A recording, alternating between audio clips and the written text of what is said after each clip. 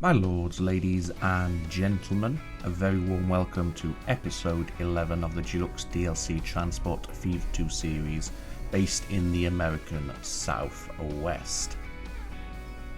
Picked a nice little perch I think here today to start the introduction. We are just overlooking the city of New Haven and we can see a couple of trains in the distance going about their business as they come and go. Now, if you cast your mind back to episode number 6, I believe it was, I mentioned that there is still one more copy of the Deluxe DLC available to give away, and I did ask for people to leave a comment in any of the videos really, just registering their interest to be considered for the prize draw. And for those of you who have done just that, I will be announcing the winner in the next episode, so episode number 12, so obviously make sure you stick around for that. And I think what I will do, just to demonstrate and make it as fair as possible, all those who've asked to be put into the hat for the draw, I'll pop your names down on a little piece of paper, fold them all up so obviously I can't see them, put them in a hat or a glass or something like that, give them a good mix up, drop them on the desk, and then pick one of the slips of paper at random. And just so everybody can be rest assured that there's no underhand dealings going on, I will likely record the whole process on my phone and probably just tack that on to the end of the next episode. Hopefully that way people can be rest assured that it was done as fairly and equitably as possible. So yes, do stay tuned for that. So I want to also make mention of one other thing before we really get our teeth stuck into this episode today. If you cast your mind back to, I think it was the previous episode, number 10 or maybe number 9, I was discussing the junction that we have partway between New Haven and Haywood that heads up towards the construction materials plant there, and how it was causing us a few issues in terms of trains having to slow down and wait, and we were starting to get a few snarl ups as well. I did say I would do it on camera, but I've gone ahead and done it off camera. So what we're going to do first of all is we'll head over there and have a look at the changes that have been made, with a view to obviously improving the flow through of that junction. So the trains that are passing straight on through, for example the fuel oil train that heads up to Knoxville, that should be largely out of the way now. I've not stress tested it properly, so we're going to have to keep an eye on it as we progress. It might need a few more tweaks here and there. There are one or two small issues with it. In some of the signal placement, for instance, the back ends do overhang junctions and switches, but I'm not overly concerned by that unless it starts to prove a real problem. So let's bring up the user interface then so we can see state of affairs. So as you can probably tell, I have had the game running for a while I was doing that, because we're now up to $153 million in the bank. We can start the calendar progression. Obviously I do leave it paused between episodes so we don't skip through any years off camera. So when I'm doing a bit of tidying, the terrain, smoothification and all the rest of it, no new unlocks are occurring. So let's head on over to this junction then. We can see it just here, just beside this steel mill. So if we bring up, the best way to view this I think is if we bring up the line manager. So we can see now we have this track here which is solely for the use of the fuel train as it heads up to Knoxville, and it's well out of the way now. And as we get here we can see this station has been expanded to include a second platform, so the service to Haywood and the service that comes from Chandler Quarry before heading back to New Haven, they now stop at separate platforms. The fuel train just bypasses it entirely, both on its outbound and inbound journey, so they don't have to wait for platform clearance to come on through. The return leg for the fuel train does share this line here, and then obviously it will then come down this way. So the train from Chandler is now on a separate line for this little stretch here, just to try and increase the flow through. and on this middle track we have the train that is coming from Haywood to pick up the bricks, and also the train from Chandler to drop off the quarry and pick up bricks before heading to New Haven coming down the middle. And then down here we have all three services sharing this line.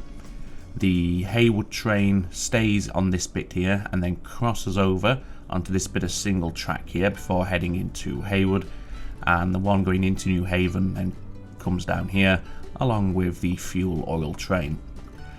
There is one potential problem that I can foresee that hasn't happened just yet.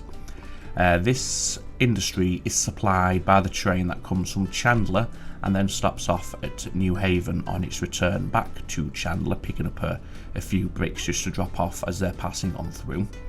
So we could have a problem where we have two trains that service Haywood with construction materials.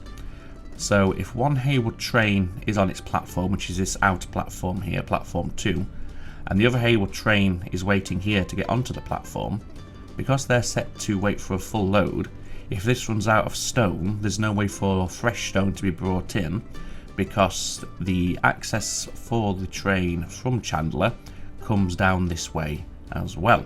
And if this is being occupied by the Haywood train, and that can't go anywhere because this Haywood train can't go anywhere because it can't get a full load, then the stone can't be brought in. So we're going to have to keep an eye on that. It's something that could happen. The quick fix is just to go to the Haywood line and actually change its loading orders. In fact, no, we don't need to look at that. It's already set to load if available, so they're not going to occupy this platform indefinitely and block everything else out.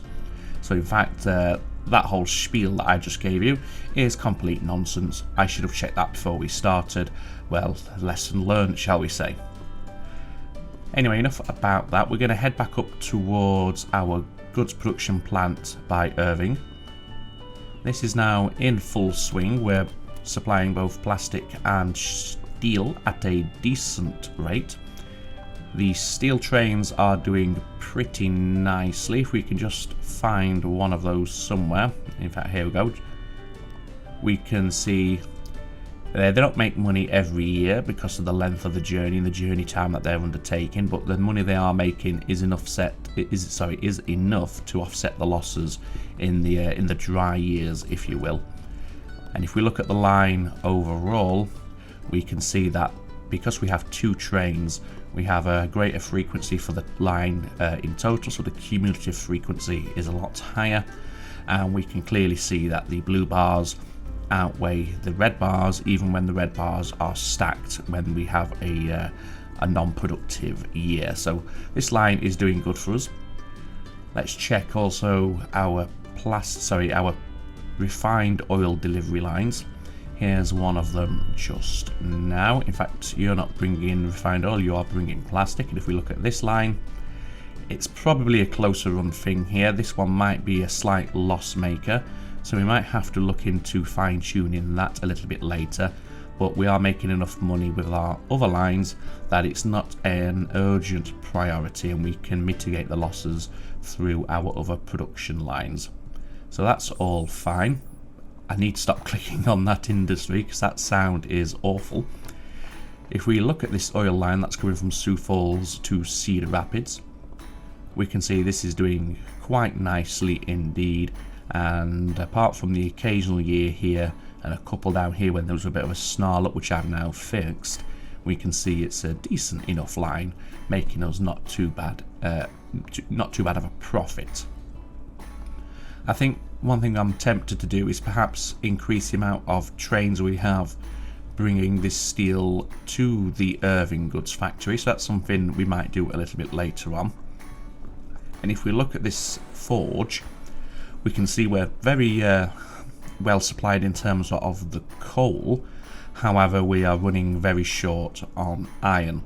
Oh, we have the 10-wheeler. We'll have to bear that in mind once I finish this little spiel here.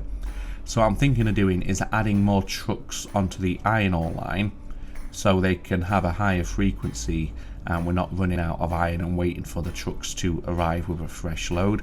Clearly that's just because of the distances involved, and we've got 30 trucks on each, if you remember, and the colliery is a lot closer as the crow flies than the iron ore mine. I have attempted to mitigate it somewhat by putting this little connection road here, so rather than having to come down this way and then turn up here, our vehicles, as we can see, can now take this much shorter route, much more direct route to their drop-off point. So that's going to save us a bit of journey time and travel time, and that should have an impact on the amount of iron that we have being stockpiled. But as we can see, it's not alleviated the situation entirely, so something we will have to bear in mind. Before we dig any deeper, however, I would like to look at the 10-wheeler, and for my money it's probably more suited to a passenger service. So we have the William Smith train right here, so let's go ahead and have a little play with these trains.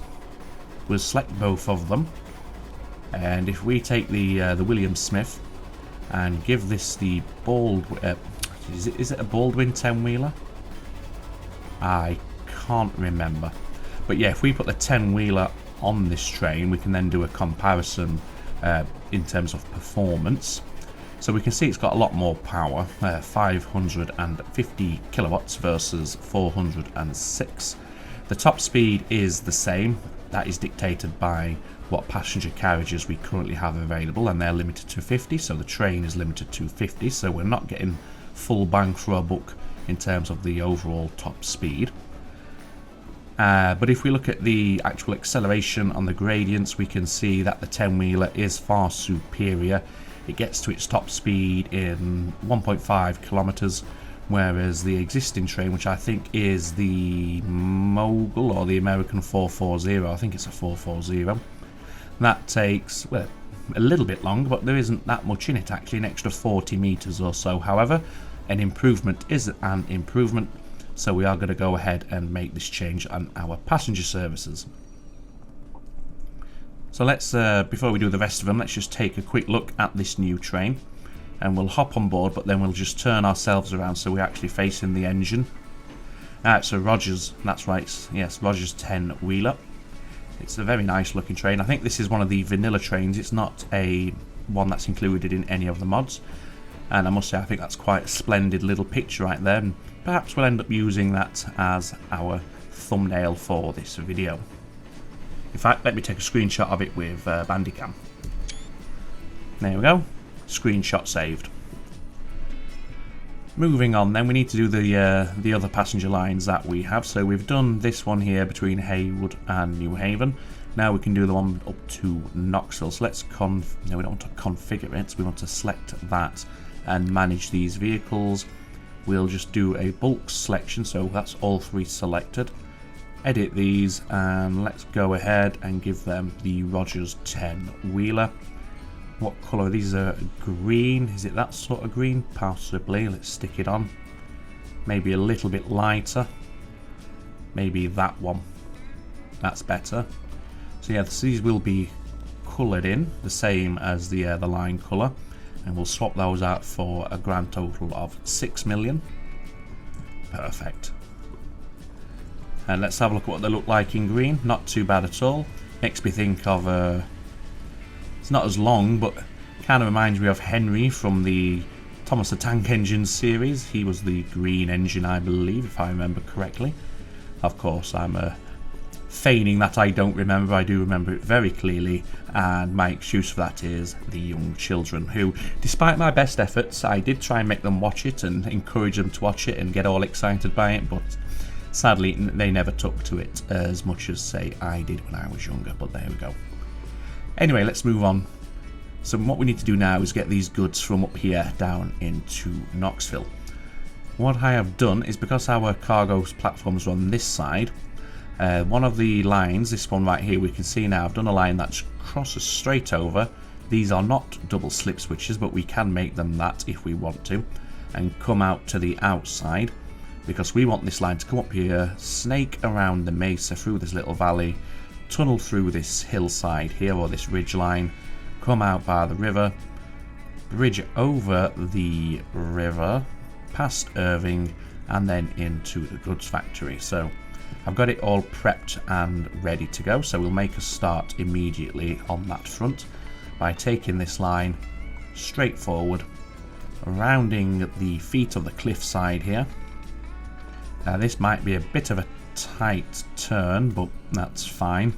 If we lose a bit of speed, that's not a problem, but as long as we can keep it in excess of 50 miles per hour, I think that's going to be decent enough for us. And let's just take a wider angle look here so we can see where we are headed. So we have two options here. We can go straight through as a crow flies, which is going to give us quite a large tunnel through this ridgeline here. Or we can snake around here, which is artificially going to inflate the line length, and obviously by extension decrease the frequency of the arrivals. But because it's only a tertiary good, I don't think that's going to be too much of a problem. So do we want to do that, or do we just want to go straight forward? Well, I think what we'll do is we'll see what the tunnel would look like if we did do it bolt arrow straight, and as we can see, it would be a very, very long tunnel. The added benefit to the tunnel, however, is if we take a line from here that is going to go over to Clarksville in terms of a passenger service, we can go over the top of the tunnel, keeping obviously this line, the passenger line, at ground level, so not sunken in, not submerged, not tunneling through, and we can just come over the top and snake ourselves around, because that would be quite pleasant as a passenger journey. You get to see all the scenery and the mesas and the cliffs and the hills. So I think we will go down this avenue and just have this come straight on through. And what we'll do is, let's get it straight again. If we take it to about that point there, this stretch of track now, we can... Oh, it's going to look hideous. We might be able to blend that out. But basically what I'm looking to do is just reduce the tunnel length here. We could have it start to climb up a little, but it's not really going to make much difference thanks to the enforced slope of 2%. Or 3%, I beg your pardon. But I think we'll do that, and we'll just see very quickly here, can we sort out the terrain? We should be able to. I might have to do a lot more of this off camera between episodes just to make it look a little bit more natural, because while it looks better than it did initially already, it still doesn't look the best. Oh no, it's not too bad. Yeah, one thing we would have to do, and we may as well do it while we're here right now, is actually just remove some of these trees that are clinging on for dear life on what is almost a vertical cliff face. That's better. That looks a little better. Do you know what? Yeah, I'm quite pleased with that. It's not turned out as bad as I thought it was going to do. Anyway, now we can crack on with this train line construction. I think we'll keep it at the current elevation. In fact, we might want to take it a little higher. If we can go for 1.5%, because at some point we're going to need a bridge over here, and where possible I would like to keep the rivers open, because we do have industries down here that we might want to include on a future shipping route. So we'll keep this. In fact, let's keep you at that height. I think, maybe have you go up just a little. If we aim for, let's see, if we can get a 1% gradient here, that takes us to 16 meters. We'll go for an embankment rather than tunnel at this point. And if we do the same again and can get to 20, perfect. And again, go for the embankment still. And then we'll have a 20-meter high bridge that swings over the river here. It's going to be quite a formidable bridge, and it would be even more formidable if I could get my words out correctly. And now if we keep this at 20 meters like that, it keeps it, oops, gone too fast. It does keep the river open for shipping in the future, which is fantastic. And what I'm going to do is actually just pull this back just till we've cleared the road, so around about there. And let's just check how we keep maintaining height. Yes, we are 20 meters. So we'll accept that. We still don't have any other styles of bridge at this moment, so we've got to go with the stone arches. and then from here on out we'll allow the game to determine the gradient of the track, because we know it's going to be locked in to no higher than 3% anyway. And we'll switch back to an embankment, and again all this will be blended out, more than likely be done between episodes, because it does take me a while to get it looking as nice as possible. And what height are we at here? We're at 7 meters. So if we were to bring a line out, in fact, what platform are we going to want to use? Well, in fact, we're sharing platforms here, which really we don't want to be doing. So let's go ahead and just quickly amend that. So terminals, and let's just pick you randomly, it doesn't really matter which. That's better. So now we've got split terminals, which is great. We do have a diamond here, if you remember, so we can use both. So if we were coming into platform number 1 then, in fact no we're not, because the plan was the trains that bring in the plastics will then pick up some of the goods and head onwards to Knoxville. So we want to be coming out of this platform here. All that just so I could determine the height of the tracks at this point. So we're at 14 meters, okay. Just so we know our target elevation. Whoops, don't know what happened there.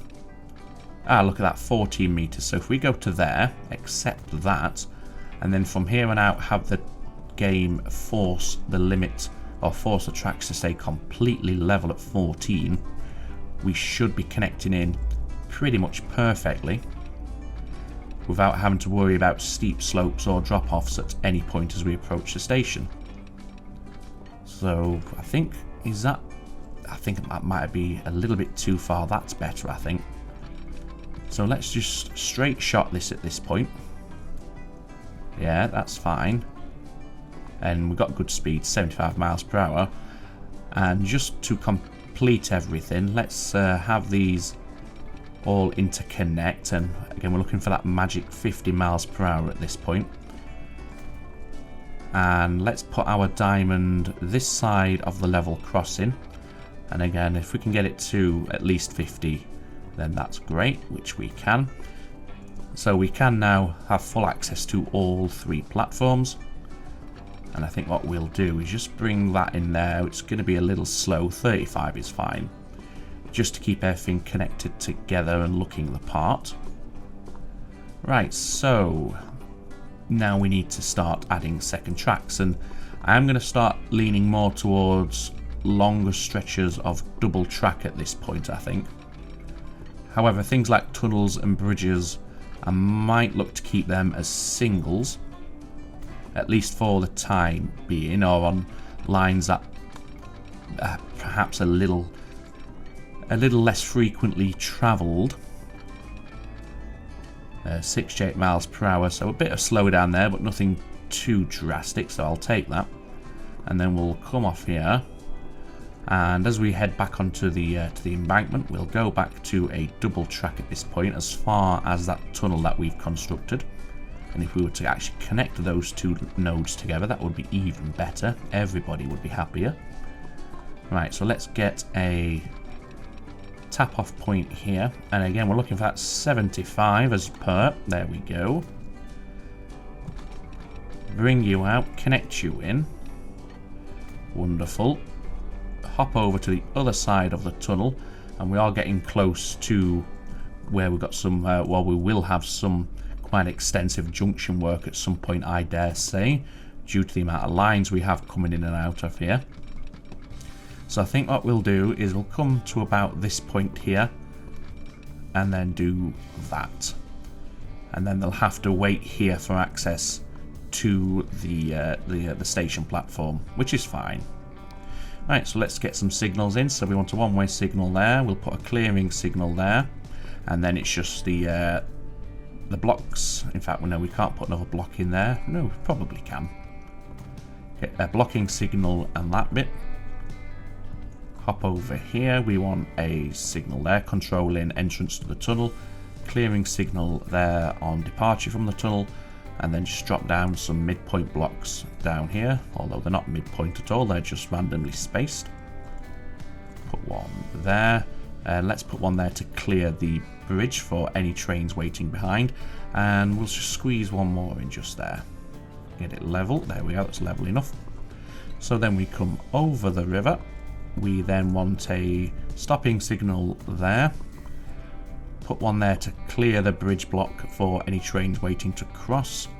And then it's just a whole load of blocks between here and the actual station itself over at Irving. We're not going to have hundreds of trains running down here, so we don't need to be too fussed. In fact, we're there already. That was a lot shorter than I thought it was going to be, but that will do. In fact, we can probably squeeze one more in here as well. If we can get this level again, I'll be happy. There we go. That will work. That will work quite nicely. So now what we should be able to do is take the line that's coming from Cedar Rapids Chemical Plant, which is this fellow right here, manage the line. So you're going into the goods factory. What's the conversion ratio? I think it is 1 to 1. Yes, well, one of each into one unit of goods. So in theory then you can you can pick up a full load if you take a full load of plastics, although you will be waiting on the steel, or you could be waiting on the steel. Let's go back to the managed line. Let's have you... We'll have you full load with a wait time of 3 minutes. And you're loading goods, unloading plastic. And then after Irving, add station into Knoxville. Okay, you can't get back. What is the issue there? Or is it just the train getting confused because I did it while it was at a station? That sometimes does happen. I think that is a problem because we don't see any red error signals here. So I think the line orders themselves are fine. Yeah, you can go back that way if you want to, or you could take this platform here, which is unoccupied, and I think that's what I'd prefer you do. Can you get onto that one? Yes, because we have a diamond here, so you could cross over. So what we'll do is we'll just put a two-way signal. In fact, yeah, we'll put it two-way, doesn't really matter. And then after Knoxville, we want you to come down there. That's great. Yeah, you're doing everything else. We know this line's all okay. And then you're back into Cedar Rapids. Great. So what's your problem? No free path. No path. Well, you do. You really do. What is your issue, my friend? I really don't understand. Just have you bugger off. Get to the goods factory and just see if you stop complaining, which I very much believe you shall. Again, click the wrong thing there. So what we need to be mindful of then is making sure we have a good throughput of steel, which it looks like we do. You then should now wait and pick up some goods. We have a few being produced, but obviously we have expended our stockpile of plastic. Obviously you're about to top that up. I do think we'll probably need more trains on this service. 2 probably won't cut it, although it would mean it gives our steel train a good buffer to come in and get a good stockpile of steel. So maybe we'll leave it at 2 for the time being, and it isn't like Knoxville is asking for 100 or, you know, a lot of goods. It's going to be a small amount that they need. We can actually see how much they are. Well, we're shipping 13. Is that just how much you need, is it? A bit of lag there as you jumped over. And it's 28, so yeah, you don't need a great deal. So maybe 2 trains will be enough. We shall see. Okay, ladies and gentlemen, I think this is where we'll end it for today, because anything else that we get stuck into now we'd not be able to finish, and we'd be leaving construction part completed, and that wouldn't sit nicely. So we may as well hop on this train and take this new line that we've constructed today over into Knoxville. We probably won't do the journey back, simply because our trains are quite slow, 31 miles per hour, and it'll take about 20 minutes to get down there and then back. So let's do a one-way journey into Knoxville. In fact, let me just check quickly. Your commercial. are we actually covering the industries that require the goods? Let's have a look. Let's put on the cargo overlay layer. So our goods are here. Look, we can see them very much clustered together in this area by this truck station here, or the unload point, and they are indeed covered. So yes, we've got coverage. We don't need any trucks involved at this point. So we'll wait for this fella to head off on his way to Knoxville. We'll get on board and we'll do our farewells. So here we are, ladies and gentlemen. We are departing Irving, heading for Knoxville. Might want to change the name on the line to be more representative as to what it's doing now, because we've increased its station orders, but it's not the end of the world if we don't do that. So I hope you've enjoyed this episode. I'm trying to aim for the productive part to be around 30 minutes or so, coupled with a 5 or 10 minute cab ride. That takes us to about 40 minutes, which I think is a decent enough episode length. There will be occasions when they're a little bit shorter, and there will also be occasions where they're longer, for certain milestones, for instance.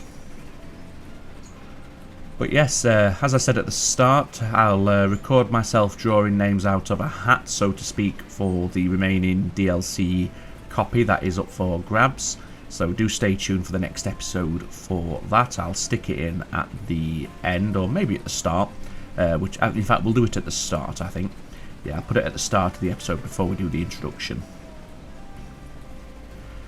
But I hope you've enjoyed this episode and you are continuing to enjoy the series overall.